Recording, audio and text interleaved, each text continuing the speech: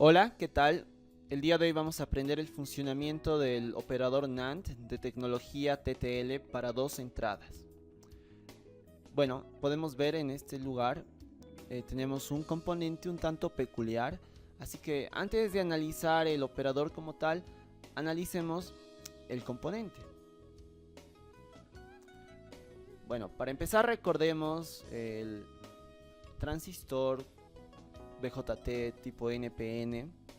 Tiene esta estructura en la cual está compuesta por tres bloques semiconductores, NPN en este caso. A cada uno le asignamos un pin. El primero es emisor, el otro es base, el otro es colector. Pues bien, el transistor de dos entradas, de dos emisores, no es muy distinto a este, como verán. Nada más, ahora tiene dos incrustaciones tipo N, las cuales forman ambos emisores, como podemos ver acá. Este es el símbolo esquemático del transistor de dos emisores. Para entender básicamente su funcionamiento, veamos que este tiene un equivalente en transistores comunes. Podemos ver acá que este transistor de dos emisores es equivalente a dos transistores conectados en paralelo respecto a sus bases y a sus colectores, teniendo dos entradas a los dos emisores. Y con este ejemplo siguiente vamos a ver cómo funciona esto. Analicemos para el transistor de dos emisores con una tensión de alimentación de 5 voltios para todos los casos posibles en la entrada. El primer caso es en el que las dos entradas tienen un valor bajo lógico, un cero lógico, que es aproximadamente 0.3 voltios. En este caso, veamos, la juntura base emisor no va a poder tener una diferencia de potencial mayor a los 0.7 voltios.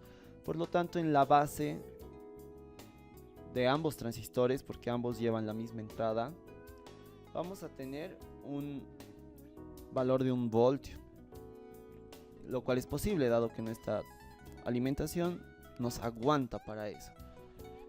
Y ese sería el caso para dos entradas de cero lógico, donde yo le pongo a la salida que limita. ¿Por qué? Porque está limitando la tensión de la base a 1 voltio. O puede ser menos de 1 voltio, pero nunca va a poder ser más de 1 voltio, es decir, nunca va a poder llegar a la base más tensión de 1 voltio, a pesar de que en la alimentación tengamos 5 o más. A la base no va a llegar más de 1 voltio, ya que la juntura base emisor del transistor lo va a impedir. El siguiente caso es en el que tenemos una entrada en cero lógico y la otra en 1 lógico. El 0 representado por un 0.3 voltios y el 1 lógico por 5 voltios. En el primer transistor veamos que vamos a tener que limitar la base a 1 voltio por la misma razón que hemos explicado en el anterior esquema. Sin embargo, en el segundo tenemos a la entrada en el emisor 5 voltios, lo cual nos da la libertad en la base de tener cualquier valor, 5, 4, 3, 2, 1, cualquier valor de tensión en esta base. Pero dado que esta base la deja libre y además este transistor va a estar en corte, dado que la alimentación tiene 5 voltios y aquí va a llegar una tensión incluso menor a 5 voltios, dejando esta juntura base emisor en corte. Siendo así, es como que podemos ignorar este transistor y el único que nos limita es este de acá. Por lo tanto, tendríamos una tensión de 1 voltio. Por eso también puse limita. En el caso recíproco, al ser este circuito simétrico, nos encontraríamos con una situación idéntica. Me refiero al caso en el que A valga 5 voltios y B 0.3. En ese caso también tendríamos una tensión de 1 voltio en la base de manera limitada. Entonces estudiemos el último caso, que sería cuando ambas entradas son de nivel lógico alto, 5 voltios. En este caso podemos ver que en la base de ambos transistores hay libertad. de tensión, nada nos limita. Lo único que nos va a condicionar para saber la tensión de la base de estos dos transistores es el circuito que va a estar conectado en el colector. Entonces hay libertad, en tanto, claro, no supere los 5 voltios de alimentación, no podemos superar esa tensión, por supuesto. Y también en este caso, ambos transistores van a tener la juntura base emisor cortada. Ahora pues veamos el circuito NAND TTL como habíamos estado esperando.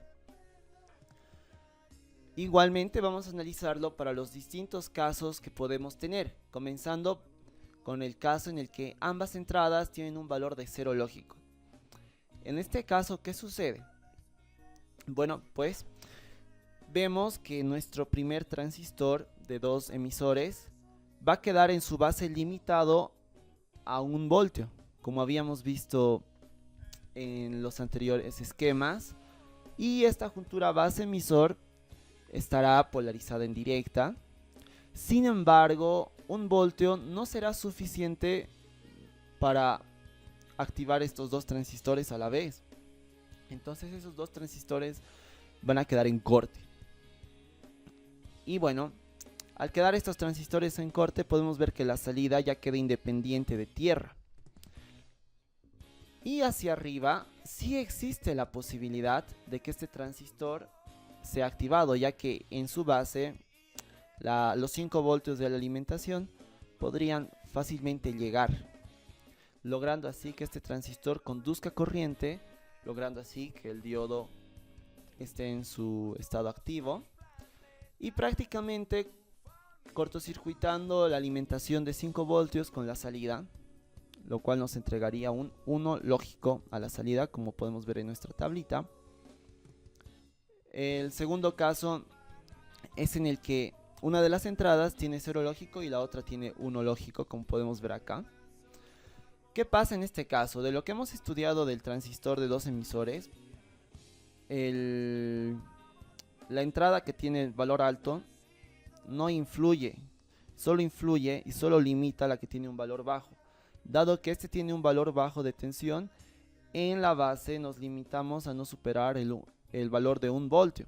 Y la juntura base emisor por esta rama estará activa.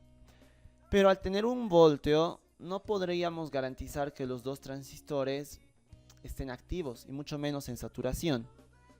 Y al igual que en el anterior caso, podríamos tener activado el transistor de arriba y se cortocircuitaría prácticamente la salida con la alimentación, dándonos un valor de 1 lógico a la salida, como podemos ver en nuestra tabla. Y es así como llegamos al último de los casos, el caso en el que ambas entradas tienen un valor lógico alto. En este caso, como hemos visto en los anteriores esquemas, nuestro primer transistor no está limitado a ninguna tensión en su base.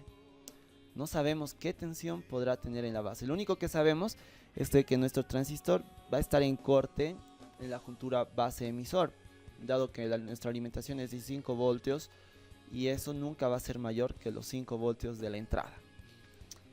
Y como no sabemos la tensión en la base, pero tenemos libertad en esta tensión puede variar entre 0 y 5 voltios, bueno, aproximadamente 5 voltios, podríamos ver que estos dos transistores tienen la posibilidad de ser activados. Para que eso pase, ¿qué tendría que suceder? En la base del primer transistor tendríamos que tener 0.7 voltios. En el segundo transistor, que es el que va a alimentar al último, tendríamos 1.4 voltios. Y en el primer transistor necesitaríamos 2.1 voltios, lo cual es claramente posible, dado que en esta base podemos movernos en el rango de 0 a casi 5 voltios. Siendo así, garantizamos que los transistores van a conducir y el último transistor, como podemos ver, va a estar en saturación, cortocircuitando la salida con tierra, dándonos un 0 lógico a la salida de este operador. Es así como concluimos la explicación del operador lógico NAND.